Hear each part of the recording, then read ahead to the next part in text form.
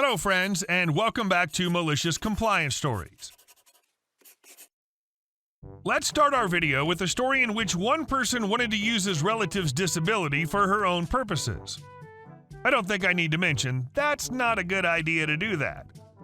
But before we begin, don't forget to subscribe to our channel if you're new here and turn on notifications so you don't miss a new video every single day. Here we go. He's in a wheelchair. He never pays. I went to the movies yesterday and stood behind a lady who was purchasing her ticket to watch a movie with a man in a wheelchair. All seemed fine at first, but when the cashier tried to charge her for 2 tickets, she asked her to take one of the tickets away because people on wheelchairs never pay. There was a bit of a back and forth, and eventually she asked to speak to the manager. The cashier said she'd have to wait. By this time, everyone in the line was rolling their eyes because she kept demanding a free ticket since the guy in the wheelchair does not take up a seat. Eventually, the manager came out and pulled her aside. She started getting snappy and complaining about how the cashier's insensitive to handicapped people and she needs better training because everyone knows people in wheelchairs don't pay because they don't use up seats. The manager then asked her, "Who's watching the movie?" She confidently replied, "Me. I'm watching it." He's also watching it, but he's in a wheelchair. The manager paused and said the wheelchair discount is not for family members to enjoy movies on a disabled person's behalf.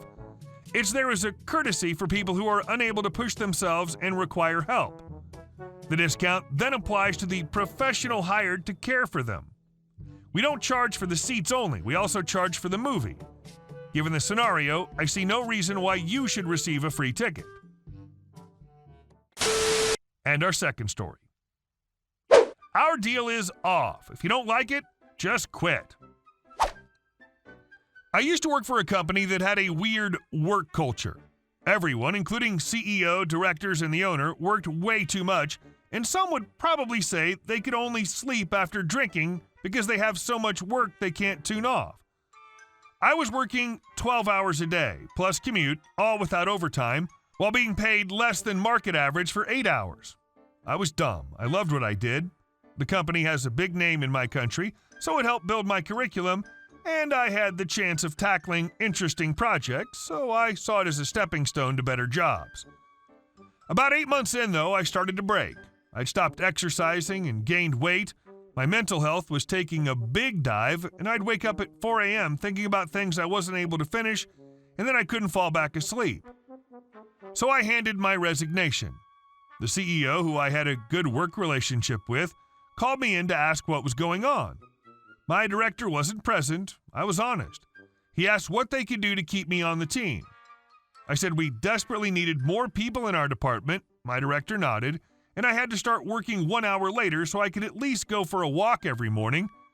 He agreed with both of those things, said they were already working on the budget to get 2 more people to our department, and he'd ask for RH to post the openings.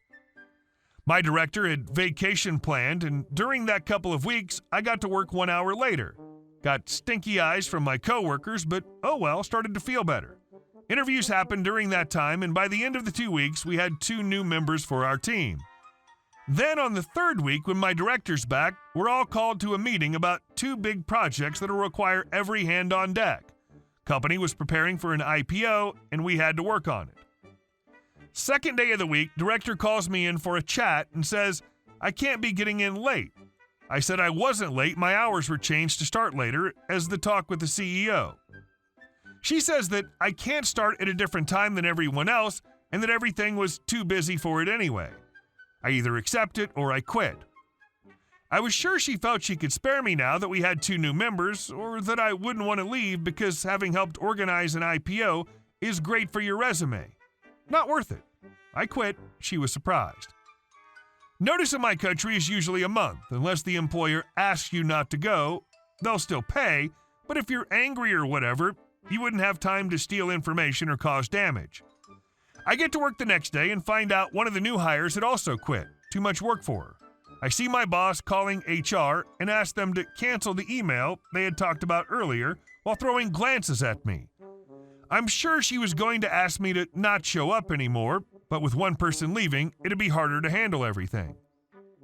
I keep working as usual. Don't want to damage my professional image. They find someone to replace me that week since they still had resumes from the previous cycle. Second previously hired person quits. Replacement quit, then second replacement showed up, and I wasn't allowed to train him in case the first one quit because of something I'd said. But he broke a record and gave up after the very first day, all before the end of my third week of notice.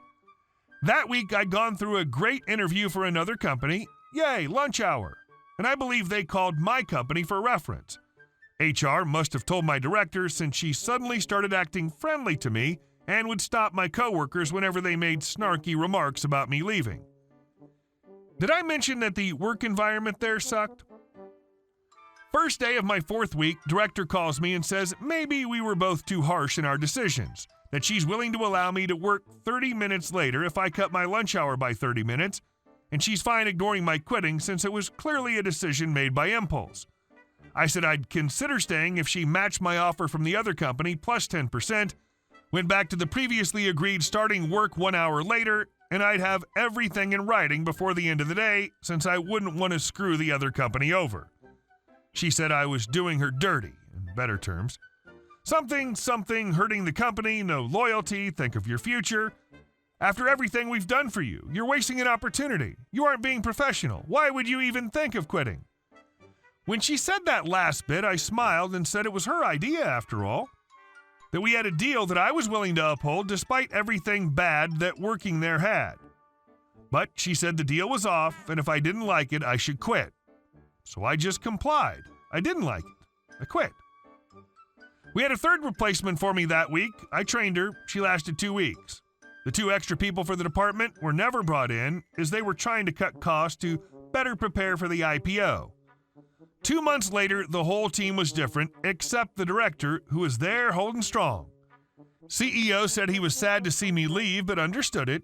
HR confirmed to me at my exit interview that he'd been talking to owner and directors on how to change the work culture they'd been cultivating in order to retain talents better. HR friend later told me that the owner stopped that nonsense. Oh well, I tried. This reads like one of the reasons that companies like to hire young/inexperienced people.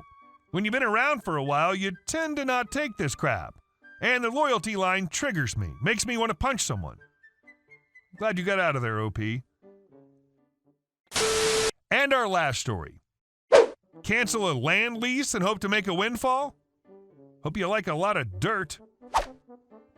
Let me preface this by noting that this revenge was not my doing. At least not exactly. It happened back in the 90s when I was in high school and centered around the type of school I attended. So, in case you weren't aware, it's very common in agricultural communities to have what are known as farmer schools. That's not a technical term, but more just something easy to define them. The schools are generally organized by the local farmers, and while you still study the various courses needed to get into college, you also study farming technology courses and get credit hours for work study, i.e. working on one or more farms.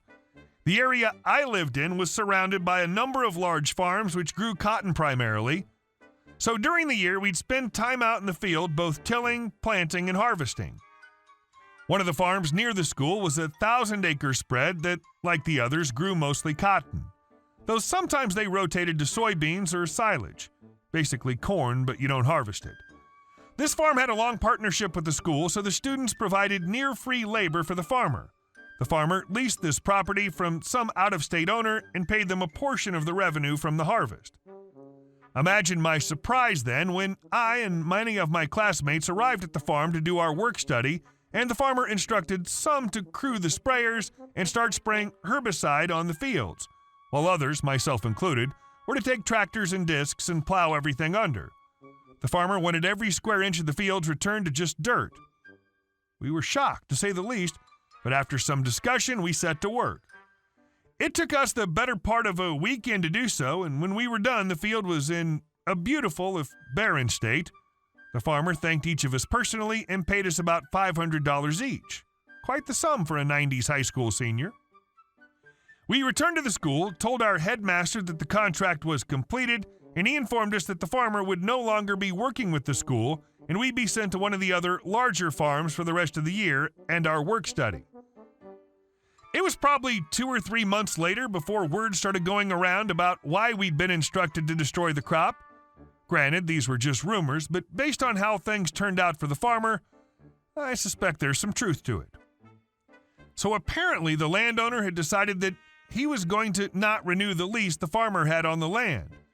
The lease renewal just so happened to fall a few weeks before harvest season would start. Given that the average cotton farm earns about $1,500 per acre, a 1,000-acre farm would easily net the owner $1.5 million, about $500K of that being pure profit. I don't know what the farmer's lease was, but it stands to reason that it wasn't anywhere near that. So this landowner had figured out a neat little trick. Let the farmer get a good crop planted and then refuse to renew the lease. The farmer would leave the plants in the field and the landowner would just need to pay some contractors to come harvest it and they'd earn a profit. Since at the time the farmer's lease wasn't up yet, he decided to prevent that from happening. His act of revenge against the owner was to prevent them from cashing in on their hard work. Sure, it destroyed his farm, and he had to sell off most everything he owned to buy some property for himself, but he'd proved a point. The owner did try to sue the farmer, though he, the owner, really didn't have a leg to stand on, or so I was told. I think the court ruled that since the farmer was still under the lease when he had the land tilled under, then it was his property to do with as he wished, and thus the landowner couldn't tell him what to do with his property. I learned a rather valuable lesson from that man, beyond what I learned about farming. That lesson was never, ever cross someone with nothing to lose. Great story. The farmer's a much smarter business person than the landowner. Hey guys, thank you all for watching the video. I'll see you in the next one.